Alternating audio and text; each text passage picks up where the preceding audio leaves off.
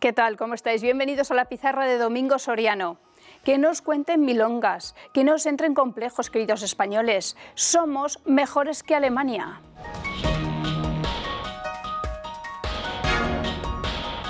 ¿Qué tal, Domingo? ¿Cómo estás? ¿Qué tal, Richard? ¿En qué somos mejores que Alemania? Pues en el tema del que vamos a hablar hoy, de esta pizarra, yo creo que estamos un poquito mejor. Fíjate que siempre estamos como mirándoles así con envidia, a ver si les cazamos, a ver si nos equiparamos a ellos en términos económicos, pues yo creo que en esta cuestión estamos un poco mejor. Hoy vamos a hablar del apagón nuclear en Alemania. Hoy vamos a hablar de energía nuclear, de renovables y del coste de muchos de esos temas, y efectivamente yo creo que ahí estamos un poquito mejor que Alemania. Y vamos a empezar escuchando a Reyes Maroto antes de venirse a Madrid. Decía esto. Pero sobre todo lo que queremos hacer es impulsar la eficiencia energética. Creo que tenemos una oportunidad, no para ir para atrás, como algunos también en las reuniones de trabajo están proponiendo, ese debate sobre si nucleares sí o no, sobre si tenemos que volver a carbonizar, no al carbón, como por ejemplo Alemania, que no ha tenido más remedio porque claramente es el más impactado por el cierre del gas ruso.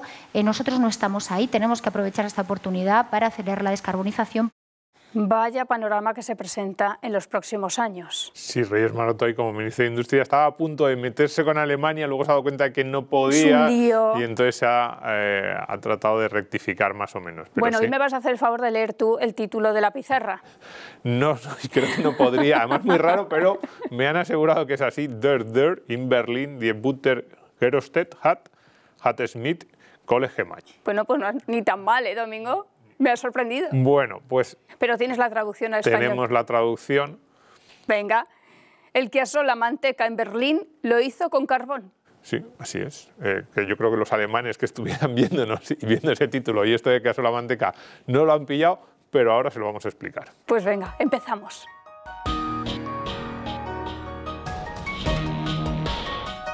Bueno, pues esta expresión de que esto no se le ocurre en el caso la manteca es esa idea de que te metes en un lío innecesario y cometes un error absurdo que no venía a cuento. Porque a veces cuando tienes una urgencia, cuando hay algo que te presiona mucho, pues puedes cometer un error por esa misma urgencia, ¿no? Porque necesitas hacer algo y vale, eso te lleva a hacerlo mal. Pero este refrán yo creo que llama un poco a ¿por qué te metes en un lío innecesario que nadie te ha pedido? ¿Por qué haces una tontería? Un poco lo el signo de los tiempos. Lo que ha ocurrido con política energética, y decíamos que los alemanes están todavía peor que nosotros, es que se han metido en un lío que es que no se le ocurre ni al caso de la manteca, por eso, y el que la hizo, y si lo hizo en Berlín, pues con carbón. Así que, pues vamos a verlo. Hoy sí, empezamos con un tuit, no de un político, sino de Good Mafo, del Mafo Bueno, porque además acaba de sacar libro. Nucleares, sí, por favor, que nos ha gustado mucho también. Y fíjate lo que nos decía de Good Mafo, que junto a Operador Nuclear, dos de nuestras referencias en temas energéticos, pues dice de Good Mafo: empezamos a parecernos a Alemania en materia energética, lo cual es mucho más grave de lo que parece. La Agencia Internacional de la Energía da un tirón de orejas al gobierno por su posición antinuclear. Deberían hacer autocrítica. Exactamente. De hecho, Reyes Maroto ya decía, no, nosotros no vamos a hacer, no podemos dar marcha atrás, para apostar por la energía nuclear. Ni que fuera fácil. Pues bien, como en estos días Alemania hemos sabido que apagaba por completo sus reactores, ya desenchufaba su sistema eléctrico de la energía nuclear, pues vamos a ver cuáles han sido las consecuencias, porque nosotros vamos por un camino similar, muy parecido al alemán. Pues gran felicidad de todo el mundo, pues quizá incluido la naturaleza, que debe también sonreír. Pero fíjate, la apuesta alemana. En el año 2000, así es como se distribuía la producción de electricidad en Alemania. Pues vemos ahí mucho peso del carbón, bastante de la nuclear, Gas relativamente poco, muy poquito, apenas nada de renovables, y otras, pues hidroeléctrica, pero que en el peso del mix alemán pues tienen un peso reducido. Pero lo importante es fijarnos en la franja amarilla, que es la nuclear. Entonces, del 2000 al 2022 lo que ha ocurrido, y es evidente porque además se han gastado muchísimo dinero, cuidado, esto han sido cientos de miles de millones de euros y no es una exageración.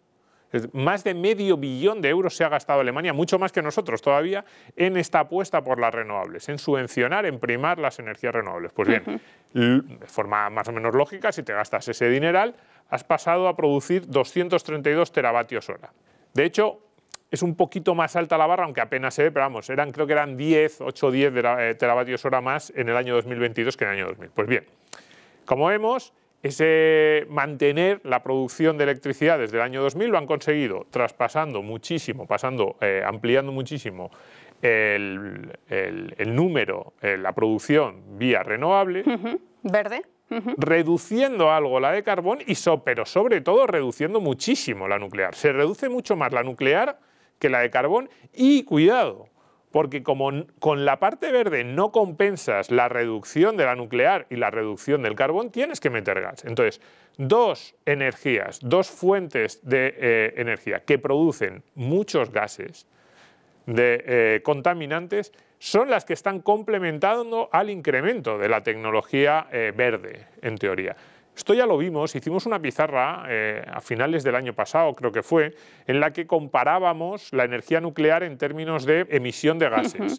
Impacto medioambiental, creo que la medida era algo así como ¿qué superficie ocupas por megavatio hora producido? La que menos superficie ocupaba por megavatio hora producido, con mucha diferencia, era la nuclear. Es obvio, claro, sí. Porque en un espacio bastante reducido, todos sabemos que una central nuclear no es especialmente grande, produce una cantidad enorme de electricidad. Los dos objetivos de Alemania han sido ampliar la parte verde de nuestra barra y reducir la amarilla. Y para conseguir eso han tenido que no reducir tanto el carbón como en el resto de los países europeos sí se ha producido, y además incrementar el peso del gas. Entonces, yo digo, ¿esto tiene algún sentido? Bueno, pues vamos a ver. Pues hombre, es que ahora tenemos una etiqueta verde.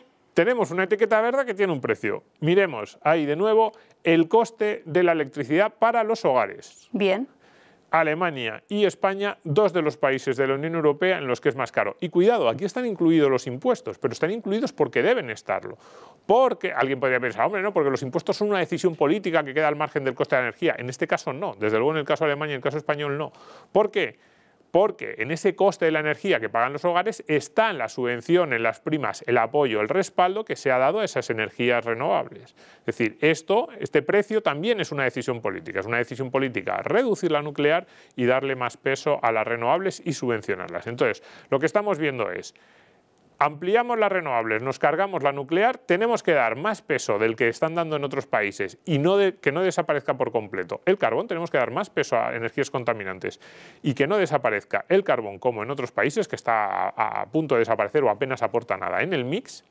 Y además de este precio, fijémonos en emisiones de CO2 por kilovatio generado. La comparativa entre Alemania y Francia. Es que todo esto se hace por las emisiones. Exactamente. En teoría, todo esto está dirigido a la lucha contra el cambio climático. En teoría, todo esto está dirigido a ser los más verdes. Es una prioridad, nos dicen nuestros gobiernos. Es una emergencia, nos dicen nuestros gobiernos.